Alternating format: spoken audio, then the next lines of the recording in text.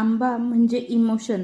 वर्षभर या सीझनची वाट पाहायला लावणारे, कितीही उष्ण असले, चेहऱ्यावर त्यामुळे पिंपल्स आले तरी सुद्धा आपण हे आंबे खातो.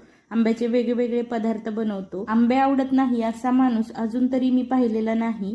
तर इथे मी आज आमरस बनवत आहे. 4 हापूस आंबे 1.5 ते 2 तास पाण्यामध्ये बुडवून ठेवले, त्यामुळे त्याची उष्णता कमी होते. त्यानंतर ते स्वच्छ धुवून घेतले, त्यामधला रस हातानेच पिळून घेतला. आता इकडे तिकडे कोण बघते का बघायचं आणि पटापट ही कोय आणि साल चोखून घ्यायची. थोडंसं पाणी घातलं, आंब्याच्या गोडीनुसार साखर, वेलची पूड आणि जायफळाची पूड घालायची. मिक्सरच्या उष्णतेने रस काळा पडू नये यासाठी 3 ते 4 बर्फाचे खडे घालायचे आणि फिरवून घ्यायचं मिक्सरमध्ये.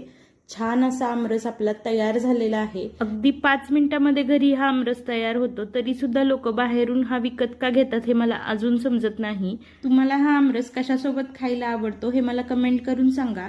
व्हिडिओ आवडला तर लाईक आणि चॅनलला सबस्क्राईब करा. फेसबुक, इंस्टावरती फॉलो सुद्धा करा. थँक्यू.